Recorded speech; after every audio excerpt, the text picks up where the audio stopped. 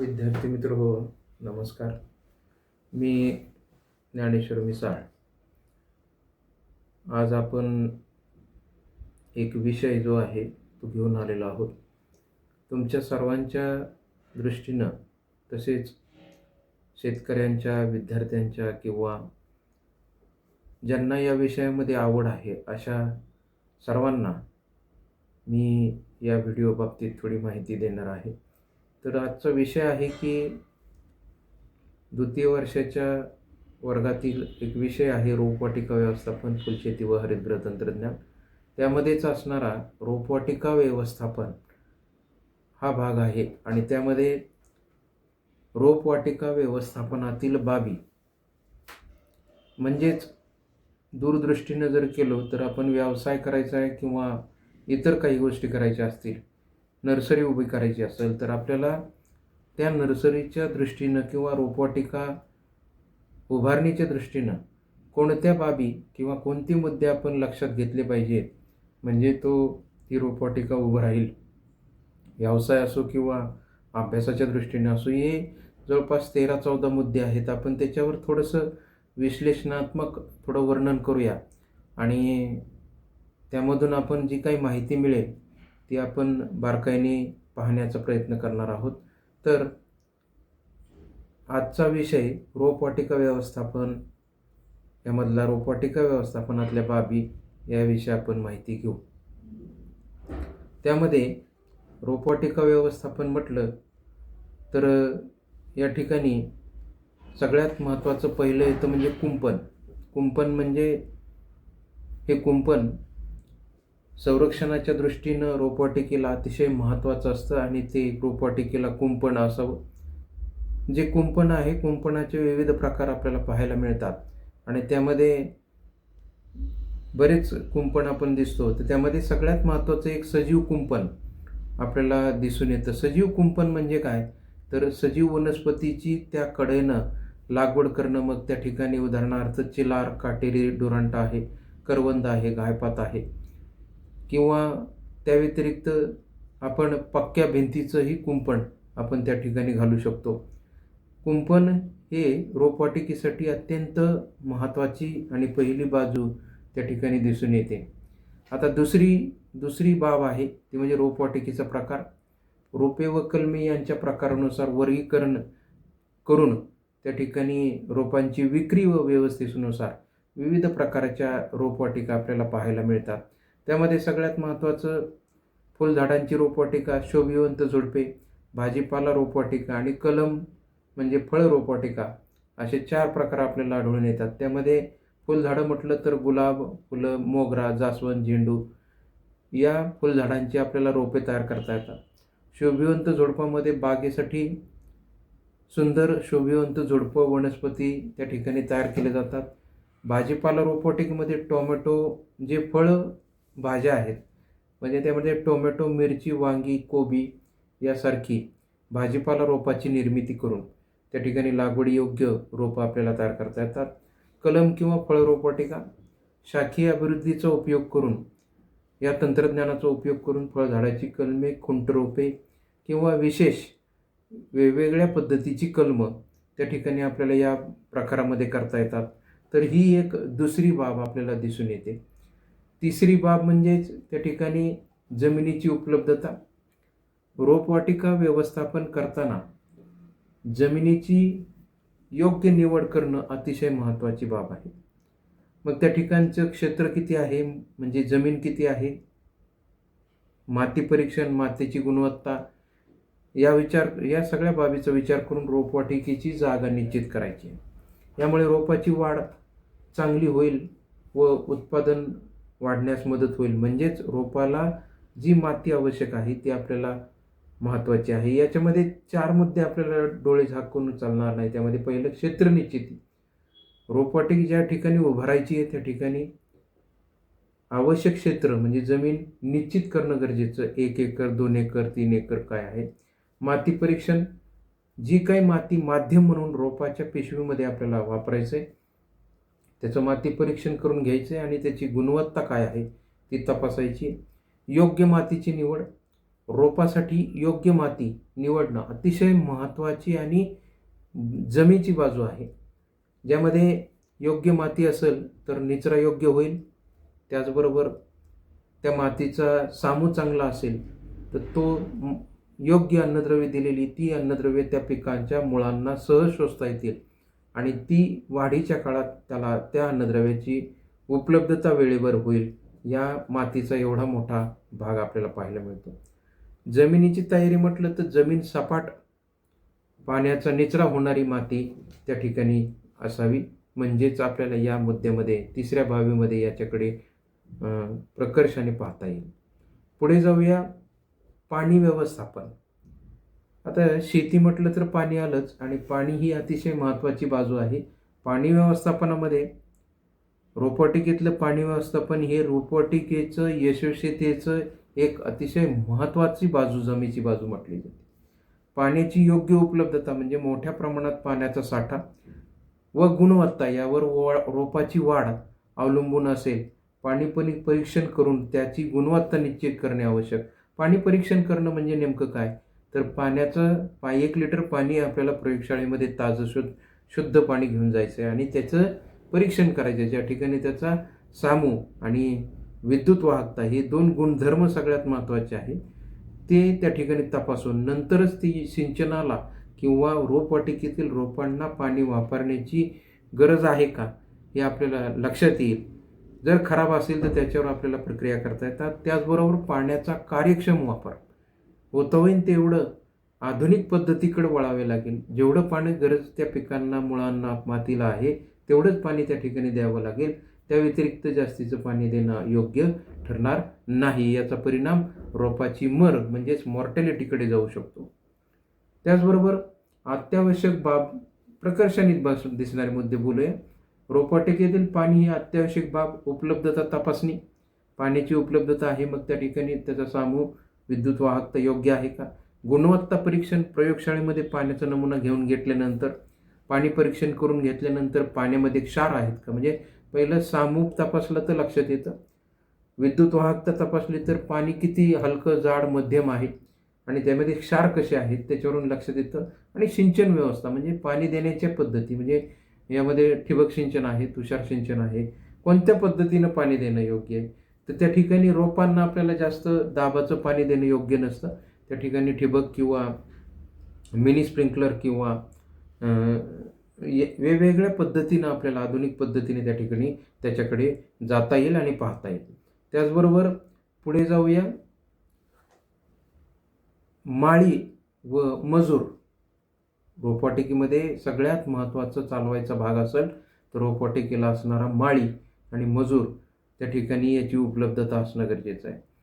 रोपवाटिका व्यवस्थापनामधला सगळ्यात महत्त्वाचं म्हणजे कुशल माळी आणि मजुरांची उपलब्धता ही अतिशय महत्त्वाची बाजू आहे.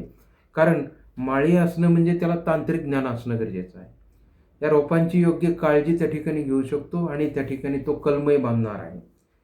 त्या ठिकाणी त्याचबरोबर माती बरोबर माळीबरोबर मजूर का लागतात. पिशवी भरणे आहे, माती भरणे आहे, योग्य माध्यम तयार करणं आहे, त्याला रोपाला पाणी योग्य वेळेला सकाळ संध्याकाळ देणं आहे, त्याची एका ठिकाणाहून दुसऱ्या ठिकाणी उचल करणं आहे. हे सगळ्या बाजू त्या ठिकाणी मजुराकडून केल्या जातील. आणि त्याचनुसार वेगळ्या म्हणजेच काय तर कलम करणं, रोप लावणं, पाणी देणं, फवारणी करणं या कामासाठी आपल्याला एक शिकाऊ असलेला मजूर तो गरजेचा आहे. त्याच पद्धतीने कुशल माळी शब्द मी वापरला. माळी हा शब्द का तर त्या ठिकाणी त्याला रोपवाटिकेची पूर्ण माहिती असलेला माळी, म्हणजे त्याला कलम वगैरे सगळे बांधता येतात अशाची त्या ठिकाणी गरज लागणार आहे.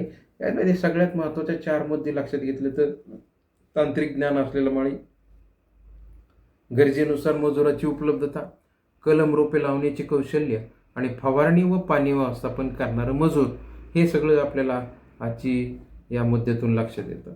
आता सगळ्यात पुढची व्यवस्थापनाची बाजू म्हणजे मातृवृक्ष आहे. त्याला आपण इंग्रजीत मदर प्लांट्स म्हणतो. आता मदर प्लांट आणि किंवा मातृवृक्ष म्हणजे काय की ज्या मातृपासून ज्या वृक्ष लावलेला आहे आपण, ज्या जातीचा, ज्याचा हा एक योग्य गुण संपन्न असं मातृवृक्ष असतो.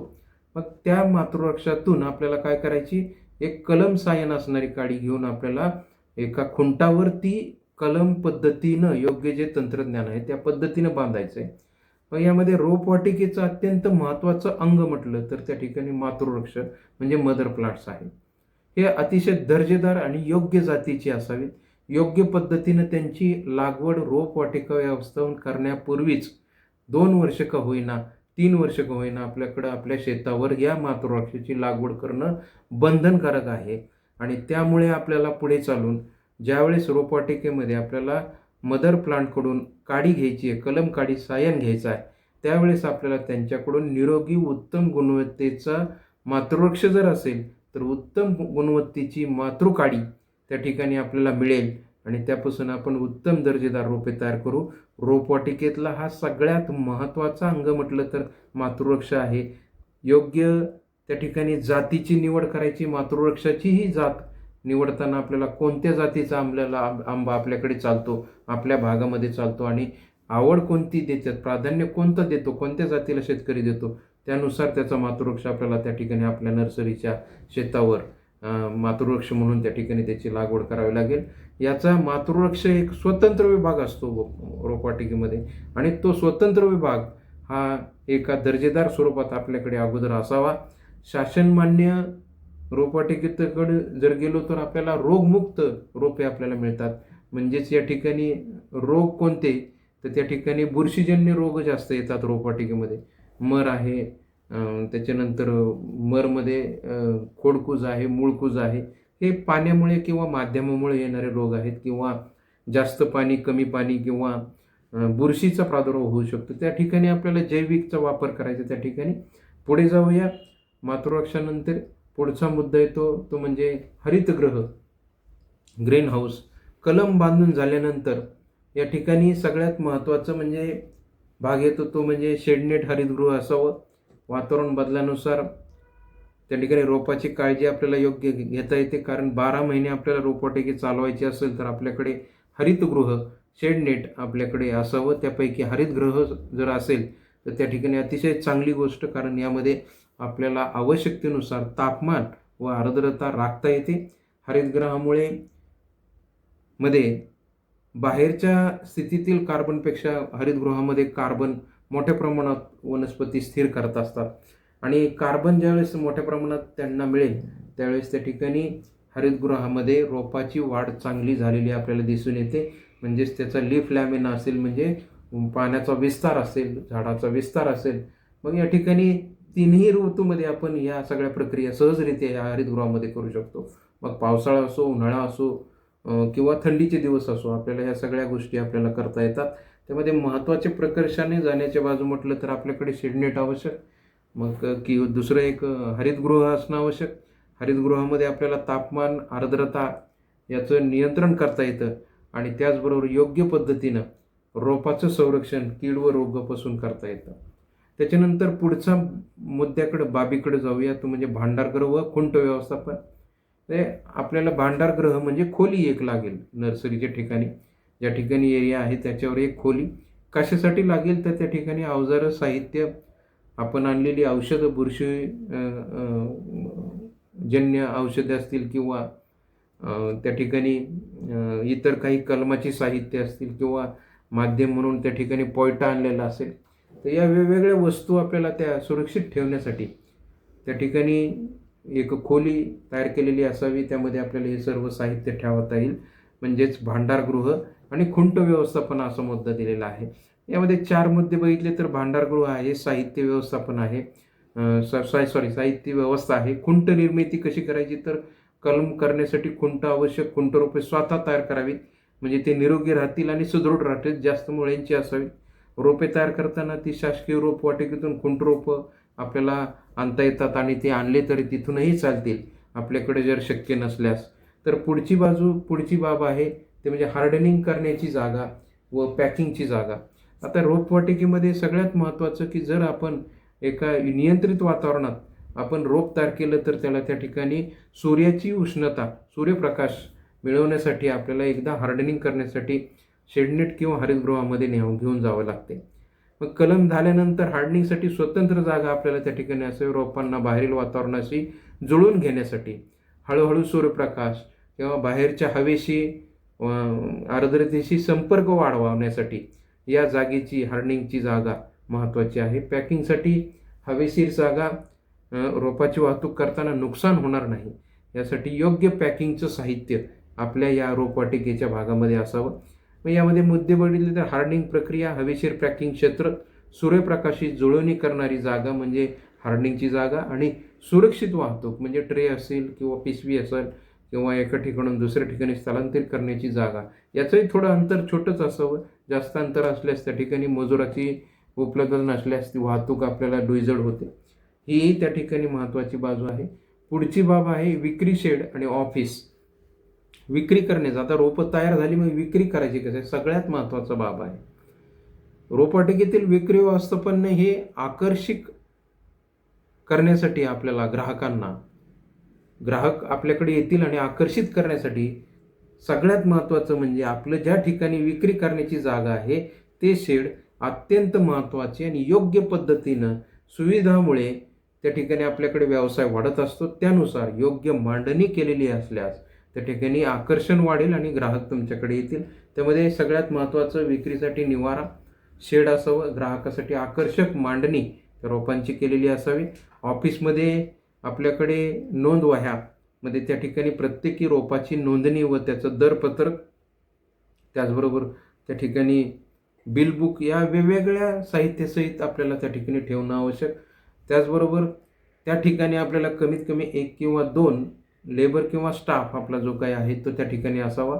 त्याचबरोबर त्या ठिकाणी सर्वांकरिता प्रसाधनगृह तेही त्या ठिकाणी असावं, म्हणजे या ठिकाणी सगळ्या सोयी आपल्याला एकाच छताखाली मिळून जातील. पुढची बाब आहे विजेची उपलब्धता व रस्ते. रोपवाटिका व्यवस्थापन करत असताना आपल्याकडे सगळ्यात महत्त्वाचं रस्ता आणि वीज. योग्य रस्ते महत्त्वाचे आहेत. पाणी देणे, फवारणी व इतर कामासाठी वीज आवश्यक आहे. त्या ठिकाणी कंटिन्यू वीज असावी, म्हणजेच आपल्याला 24 तासापैकी किमान आपल्याकडे कामाच्या वेळेनुसार तरी किमान 14 ते 15 तास आपल्याकडे वीज उपलब्धता असावी. साहित्याची वाहतूक सुलभ होण्यासाठी, जाण्या येण्यासाठी चांगले रस्ते असणे गरजेचे. रोपवाटिका आपली जी आहे, सगळ्यात महत्त्वाचं सांगायचं म्हणजे रोपवाटिका ही आपली मुख्य रस्त्यालगत असावी. का रस्त्यालगत असावी, तर कोणतंही रोप, माध्यम, माती काहीही आणायचं असेल तर जाण्या येण्यासाठी आपल्याला ते सोयीचं आणि सुरळ पडावं करिता, आणि ग्राहकांनाही ते रोपं घेऊन जाण्यासाठी सोपं आणि सोयीस्कर व्हावं याकरिता, आणि यामुळे आपला जो काही विक्री होणार आहे रोपांची तीही त्या ठिकाणी वाढल्याशिवाय राहणार नाही. यामध्ये 4 मुद्दे म्हणजे काय, विजेची आवश्यकता, फवारणी व पाणी, सुलभ वाहतूक आणि रस्त्यालगत असणारं रोपवाटिकेचं स्थान हे सगळ्या महत्त्वाचं बाब आहे. हे आपल्याला प्रकर्षाने लक्षात घेणं गरजेची आहे. त्याच्यानंतर या सगळ्या बाजू आपण सर्वांनी बघितल्या, वाचल्या, पाहिल्या. तुम्ही पाहिल्यानंतर तुमच्या लक्षातही येईल. आणि हे करत असताना, रोपवाटिका व्यवस्थापन करत असताना या मुद्द्यामार्फत जर गेलो तर निश्चित आपल्याला कुठं ना कुठंतरी त्या ठिकाणी त्याचा फायदा होईल. अभ्यासासाठी असो किंवा शेतकऱ्यांसाठी असो किंवा सर्वांसाठी असो उपयुक्त ठरणार आहे. आपण निश्चित व्हिडिओ बघाल आणि त्याला प्रतिक्रिया द्याल, सबस्क्राईब कराल. धन्यवाद देतो आणि मी थांबतो.